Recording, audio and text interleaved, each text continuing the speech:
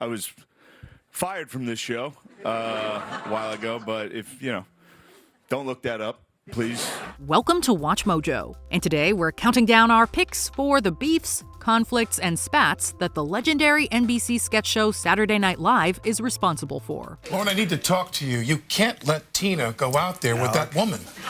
She goes against everything we stand for. I mean, good Lord, Lorne. Number 30, Pete Davidson versus the Season 45 cast. It's so crazy. You got a lot going on, bro.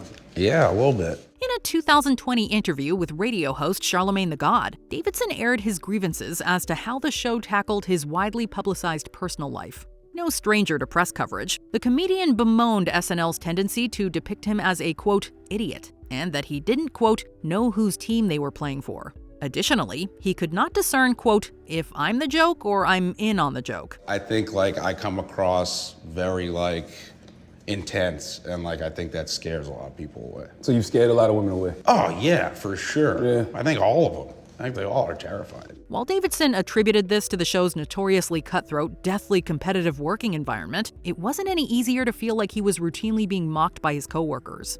Davidson eventually left the show after its 47th season finale in 2022, returning in 2023 to host the season 49 premiere with musical guest Ice Spice. We got a great show for you tonight! Ice Spice is here, so stick around and we'll be right back! Number 29, Chevy Chase versus SNL and Pete Davidson. I always open the show. Is it understood? Yeah, hey, look. I do the fall, and I say live from New York Saturday night. It's my trademark. Speaking of Pete, it'd seem that he doesn't just have beef with his contemporaries, but also with SNL alumni too. In a 2018 interview with the Washington Post, Chase went on an angry, profane rant about the state of the show, expressing disbelief that Lorne Michaels, quote, had gone so low, and calling it, quote, the worst humor in the world. Colored. Redneck. Jungle Bunny. Peckerwood. Burrhead. Cracker. In response, Davidson said of Chase, quote, he's just a genuinely bad racist person and I don't like him, while also chastising the vacation star for his perceived disrespect of Michaels. Asked about Davidson's remarks in 2022, Chase stated that he didn't, quote, give a crap, and asserted that he was unlikely to change. You want me to start now? Oh, no, it's all right. I'll clean all this up. But take a couple of weeks off. You look tired. Number 28, Milton Berle versus everyone. You love me. You want me. How about this, huh? Thank you. You want me. You love me. I think I'll quit right now. I think this is a little too big. There have famously been some infamously terrible SNL hosts. Steven Seagal, Michael Phelps, and countless others. But Milton Berle might take the cake as the biggest nightmare to deal with. The famously clean comedian, who reportedly swore excessively behind the scenes, was well known in Hollywood for completely taking over the sets of television shows he worked on. It probably goes without saying that this did not make him very popular with Lorne Michaels and the gang. Tammy, baby, come over here while you're waiting for your brother. Okay. Why don't you sit down on old Uncle Wayne's lap? All right. As if predetermining the show's structure without Michaels' say-so wasn't bad enough, Berle is alleged to have exposed himself to writer Alan Zweibel.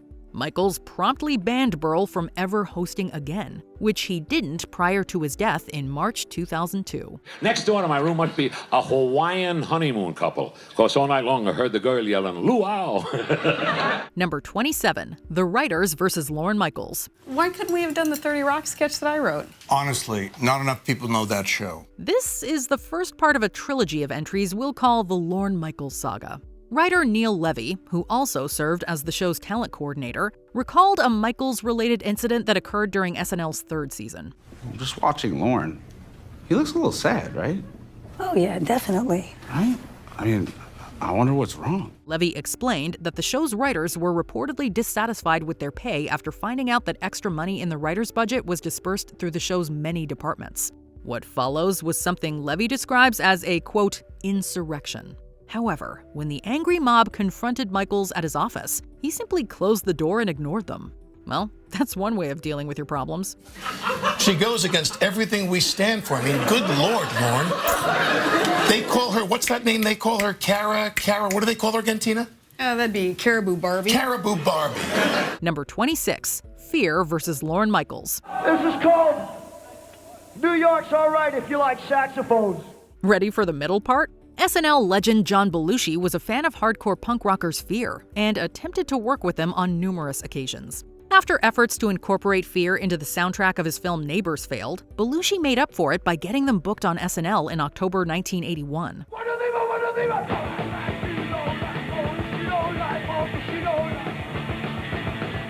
The band brought with them a gang of moshers who performed with the band and reportedly cost the show $20,000 in damages, including, for some reason, ripe pumpkins that the moshers incorporated into their act.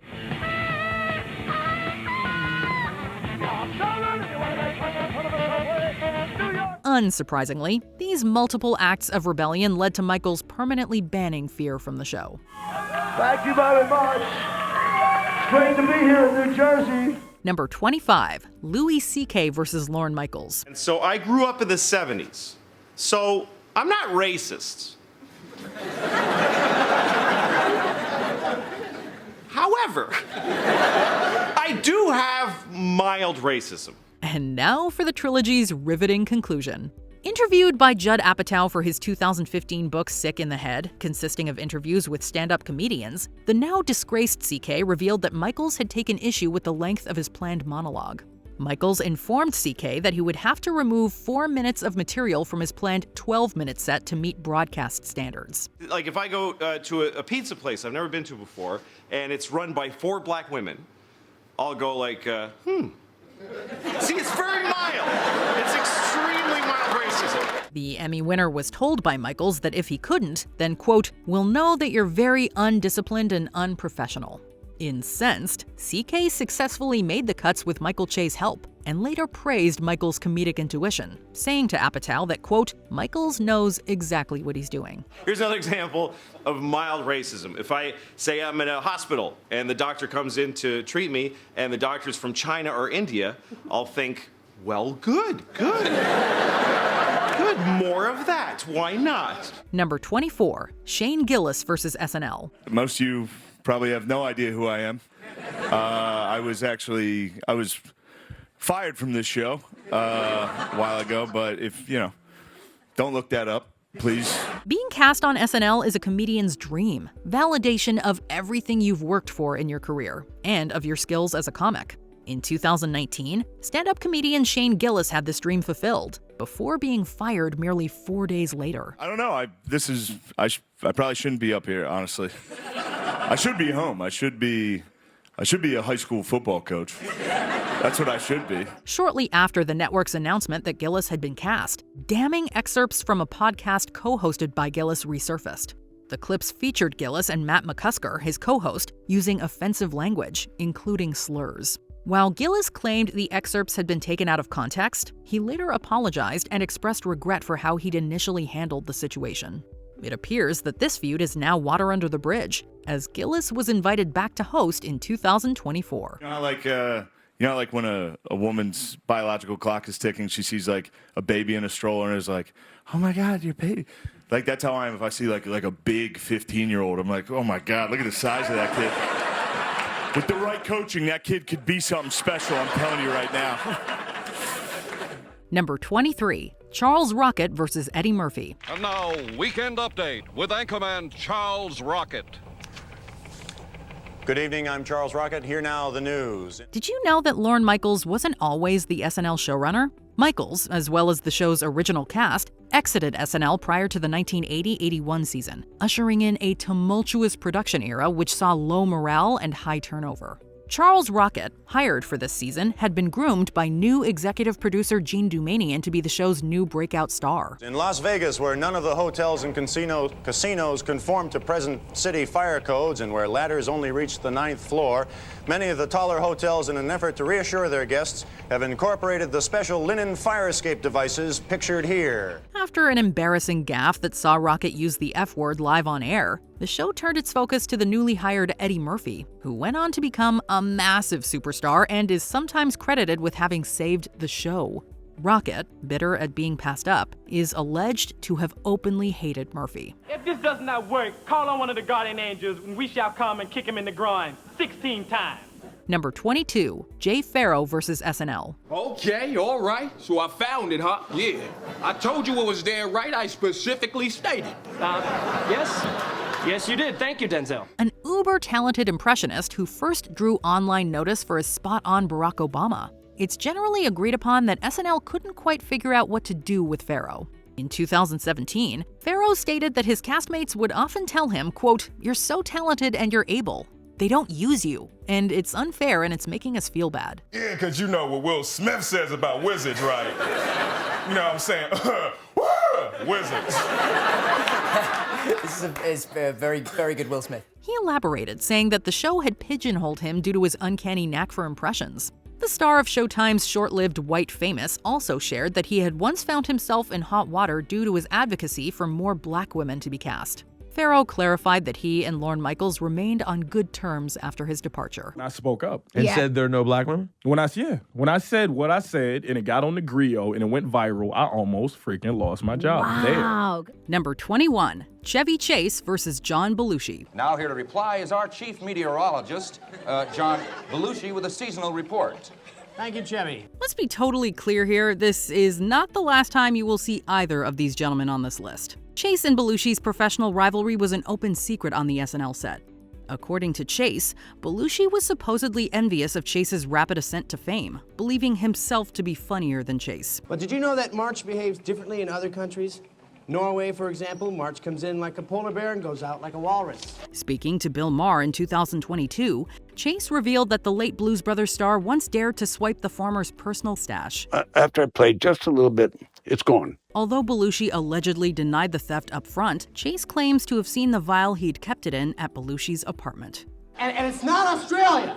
Now you'd think it would be Australia, but it's not. Now look, pal! Number 20, Al Franken versus NBC. Making jokes about the president of NBC might not be the smartest move. Franken was one of the original SNL writers, starting with the first season in 1975. At the end of season 5, producer Lorne Michaels needed a break and recommended Al take his place. However, Franken ruined his chances by performing a Weekend Update sketch that criticized then NBC president Fred Silverman. But he still gets limousine service. I like to call it a limo for the lame-o.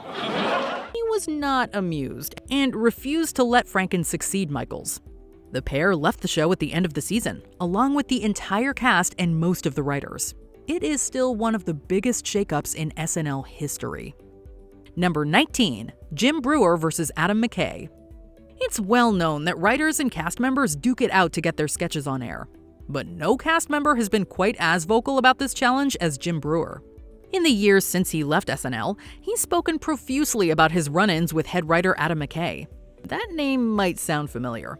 He co-wrote famous comedies like Anchorman and directed Oscar-nominated films like Don't Look Up. Back in their SNL days, McKay and Breuer frequently butted heads about sketches. I think I may be, and I want to challenge all SNL cast and writers, I may be the last one that threatened violence. In fact, producer Lorne Michaels asked Jim to play nice with McKay. When he said he wouldn't, Breuer was promptly let go from the show after only 3 seasons. I went to my reps and went, I don't want to be on that show anymore if he's the main person. Number 18, Nora Dunn versus everyone. Nora Dunn was one of a handful of cast members to survive the purge after the 1985-86 season that saw big names like Robert Downey Jr. fired. You know, what else can you do in it? Exactly. In her 5 years with the show, Dunn had many popular characters, like actors on film co-host Ashley and one half of the Sweeney sisters. But in 1990, when comedian Andrew Dice Clay was set to host SNL, Dunn objected to his misogynistic and homophobic comedy style and chose not to appear in the episode. Some of her fellow cast members resented the insinuation that they supported sexism and homophobia by not protesting. And both John Lovitz and Victoria Jackson accused her of backstabbing and not being a team player. At the end of the season, Dunn was not asked to return. Number 17, Julia Sweeney versus male cast and writers. No one can deny that the SNL seasons starring Adam Sandler, Chris Rock, and David Spade are some of the most iconic and memorable. But for Sweeney, being one of the only women during the Bad Boys of SNL era didn't work out well. She did find success with her androgynous character Pat. What a wonderful surprise! But other than that, Sweeney was relegated to few line parts and background characters. After her 4th season, she left the show to pursue other projects, including the feature film It's Pat. I hopped aboard that bus, knowing that I was on the road to fame and fortune. She's since gone on to have a lengthy movie and TV career, with several successful one-woman shows. That'll show 'em, Julia. Number 16, Donald Trump versus Lorne Michaels. Trump is not known for holding back his thoughts about, well, pretty much everything. So it's no surprise that he's been vocal about his impersonation on SNL. Do you have a message for Well, I think I'm a much nicer guy than he's portraying. He's portraying somebody who's very mean and nasty, and I'm not mean and nasty. Before and during Trump's presidency, Alec Baldwin played him to much acclaim from everyone except Trump. But it was the portrayal by cast member James Austin Johnson that caused Trump to take some jabs at executive producer Lorne Michaels. Thank you very much. Is Mike Pence dead yet? After an episode that aired in October 2022, Trump took to Truth Social to post, quote, "LM is angry and exhausted, the show even more so." He also said that ratings were huge when he hosted the show, but are now so low the show should be put out of its misery. Lorne Michaels could not be reached for comment. Number 15, Damon Wayans versus SNL producers. Oh.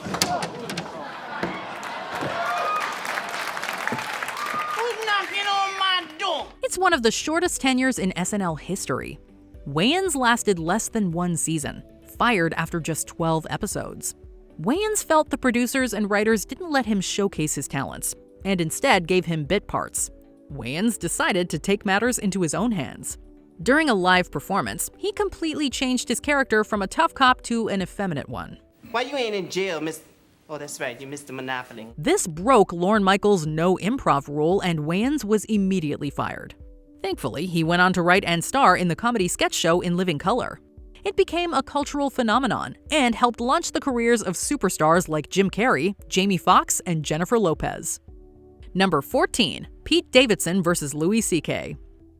This one might be less of a feud and more of a tattletale situation. At the end of his first season on SNL, Davidson retreated to his office to celebrate. This party of one involved him smoking some devil's lettuce. This seemed to offend that week's host, Louis C.K., who accused Pete of ruining his career by smoking too much. And I was like so high, I was like, that didn't happen. I was like, no. Pete even received a call from Lorne Michaels, who suggested he curb his drug use. He jokingly agreed, but we get the sense that CK's comment didn't change Pete's mind too much.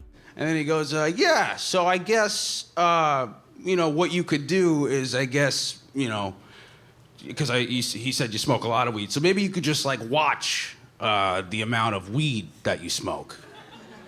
And I was like, all right, I'll watch. I was like, I'll never leave it out of my sight. I was like, no problem. I'm a man of my word. Thankfully, he went on to star on SNL for 7 more seasons. Number 13, Norm Macdonald versus NBC. If the president of NBC asked you to stop making jokes about his friend, most people would probably oblige, but not Norm Macdonald. During his Weekend Update hosting gig, Norm incessantly ripped on O.J. Simpson, presuming his guilt in his sensational murder trial. This week at the O.J. Simpson trial, the infamous bloody glove was finally introduced into evidence, and O.J. didn't help his case any by blurting out, "There it is, I've been looking all over for that thing." This didn't sit well with his friend and West Coast NBC president Don Ohlmeyer.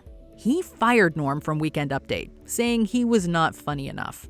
And he even refused to promote Norm's film debut, Dirty Work, which tanked at the box office but has since become a cult classic. Note to self, learn to fight. Thankfully, Norm went on to have a prolific TV, film, and stand-up career. Who's not funny again? Number 12. Chevy Chase versus the mid-90s and mid-80s casts. Not known for his friendly demeanor, this SNL alum returned several times in the 80s and 90s to host the show. During his hosting stints, just like when he was a cast member, Chevy managed to outrage just about everyone. Will Ferrell overheard him making misogynistic comments to a female writer. He ridiculed Robert Downey Jr. about his deceased father. And he made homophobic jokes about Terry Sweeney, SNL's first openly gay star. And these are just the insults we know about. Chase hasn't been asked back to host the show since 1997. I've gotten to a place where it doesn't really matter what people write or say, because it's only an instant of an instant of my life. Number 11, Lorne Michaels versus Steven Seagal. Could Seagal be the worst host ever to grace the SNL stage? According to some cast members, Lorne Michaels would say an emphatic yes. Apparently, Seagal gave many of the writers a tough time, requesting that he be allowed to write his own sketches. His comedic timing was also way off, and he refused to poke fun at himself or his career. I don't want you to say my name anymore, you hear me? When asked to appear in a sketch where Hans and Franz beat him up, Seagal went so far as to lock himself in his dressing room. Mr. Seagal, I didn't see you. I couldn't help overhearing what you guys were saying. Michaels banned Seagal from hosting, and he hasn't returned to 30 Rock since 1991. Number 10, Will Ferrell versus Chris Kattan. Will Ferrell and Chris Kattan were beloved during their times on SNL, with characters like the Roxbury guys still making us laugh hysterically. However, things allegedly got frosty during production for the A Night at the Roxbury movie. What? Kattan, in his memoir, claims he was pressured by SNL creator Lorne Michaels to pursue a romantic relationship with a prominent potential director for the movie. Kattan reportedly went along with it and maintained that Ferrell then disapprovingly gave him the silent treatment before ending the friendship. No! Stop talking to me! Fine, my pleasure. Good. Fine. Nice. We hope they can mend fences and bring the Roxbury guys back at least one more time. Hey, for this wedding? What are you doing? Oh, don't do it with your head. That is so dumb. Look at your stupid head. Number 9, Tracy Morgan versus Jimmy Fallon. One of the most fun parts of watching SNL is seeing cast members try and fail to contain their amusement on air. However, Jimmy Fallon's habit of laughing during sketches or breaking is notorious among SNL fans. David.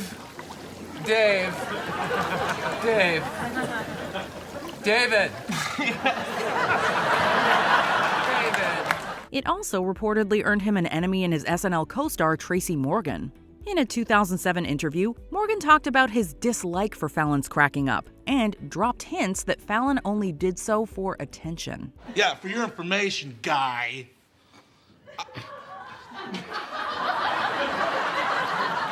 Morgan also said that he instructed Fallon not to laugh during their sketches together. Morgan has appeared on the Fallon-hosted Tonight Show multiple times, so feud over? I love you so much, man. I miss you. Thank you. I love you too, Jay. I'm happy that you came in studio. I have so many things to talk to you about. Thank you for having me. Number 8, Victoria Jackson versus everybody. When you think of labels to describe SNL cast members, religious conservative isn't necessarily the first thing that springs to mind. But Victoria Jackson reportedly rubbed numerous cast members the wrong way for, among other reasons, proselytizing about her faith. First of all, I'm a mother first, and I'm a Christian second, and I'm a wife/lover third, and I'm a housekeeper fourth, and fifth, I'm a news reporter, Dennis, fifth in my priorities. Some also took issue with her demeanor and even her high-pitched voice, which Jackson says is caused by a medical condition. Woody! What? Woody is related to Woody Allen. In a confrontation with cast member Al Franken, Jackson reportedly suggested it was her mission to save the other cast members from hell.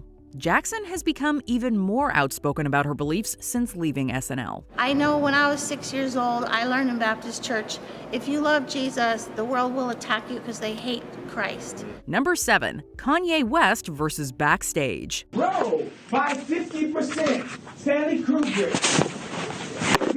Apostle Paul, and Escobar. By 50% more influential than any other human being. Kanye West has had numerous memorable appearances on SNL, for good and less than good reasons. In one particular case, the drama happened backstage. Before the show, West went into a rage over part of his set being dismantled by stagehands.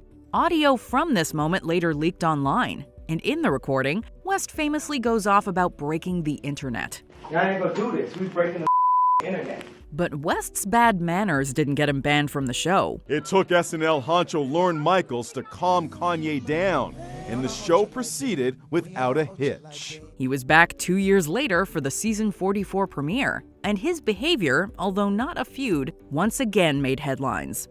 Number 6, Eddie Murphy versus David Spade, The Show. What happened, basically? There was something I said on Saturday Night Live years and years ago, and when I was on, and then... What'd you say? Oh.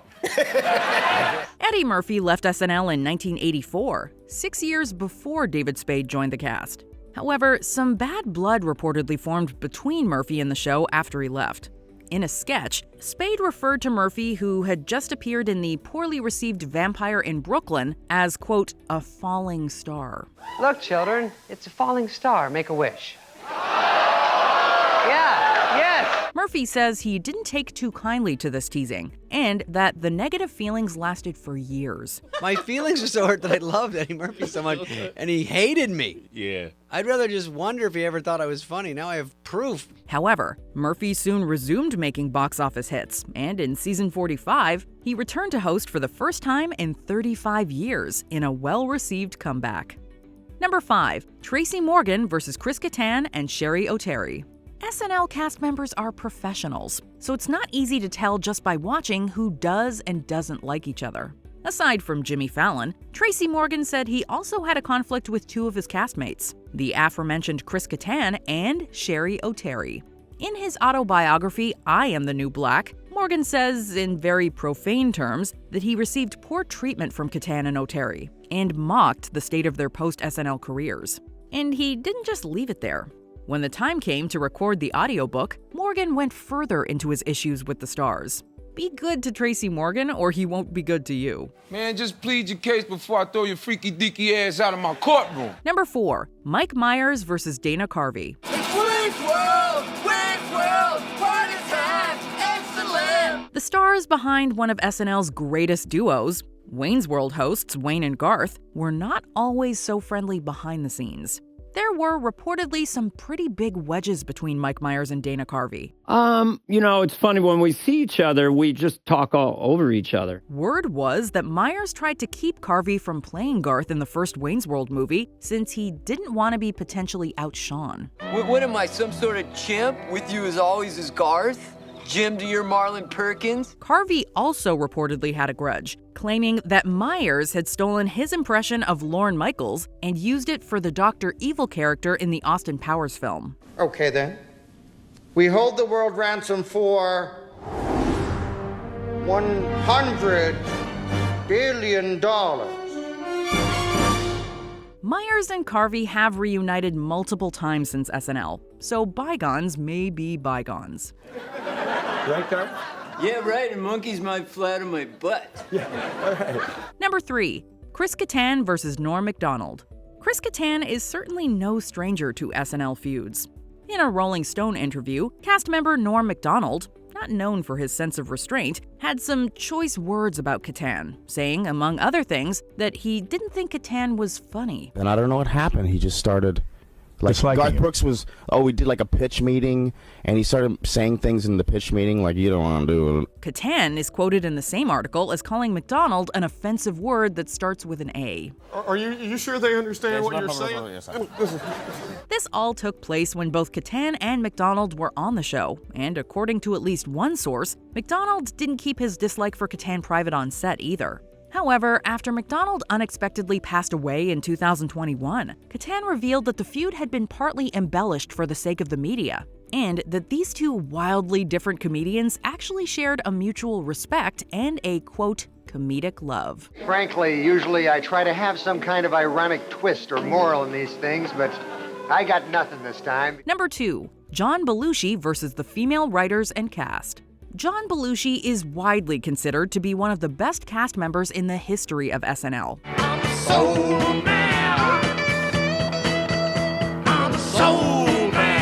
But it seems that his views on gender were anything but good. According to fellow cast member Jane Curtin, Belushi and others involved with crafting the show did their best to prevent material from female writers from getting through the draft stage. There were a few people that just out and out believed that women should not have been there.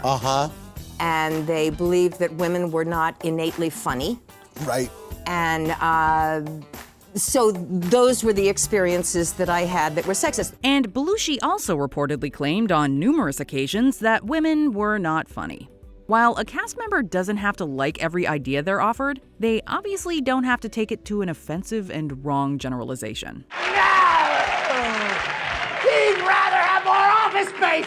He's probably never seen the Rockets. He probably never saw Grimm's fairy tales or tried out that fun. He's got. Before we continue, be sure to subscribe to our channel and ring the bell to get notified about our latest videos. You have the option to be notified for occasional videos or all of them. If you're on your phone, make sure you go into your settings and switch on notifications. Number 1. Chevy Chase versus Bill Murray. There have been plenty of disagreements between SNL cast members, but this one became physical. When Chevy Chase returned to SNL as a host, he wasn't welcomed by all. Chase was confronted by Murray, and it soon turned from a war of words into a more intense altercation, right before airtime. And basically, words were said just before the show. Oh, I was supposed to go in the makeup room, and he got me. That makes it easy. He got me really pissed. I finally went to his dressing room just before the show and said, and opened the door and said, "If you say something like that again, I'm gonna." Whatever. Things stopped before it had a chance to really get ugly, but apparently there was no sustained animosity between Murray and Chase, and the two later shared a memorable scene together in Caddyshack. Buddies for life, I think. I'll drop by. You drop by my place anytime. In an interview with Howard Stern, Chase revealed that although not close, they are friendly with one another and are on good terms. Yeah, if someone invites you, you'll go. Yeah, and I think we've made an effort over the years to get to know each other better and to put that stuff behind. Are there any SNL feuds we missed? Let us know in the comments below. Me speaking up, they were ready to get rid of me. 2013, September. Did you enjoy this video? Check out these other clips from WatchMojo, and be sure to subscribe and ring the bell to be notified about our latest videos.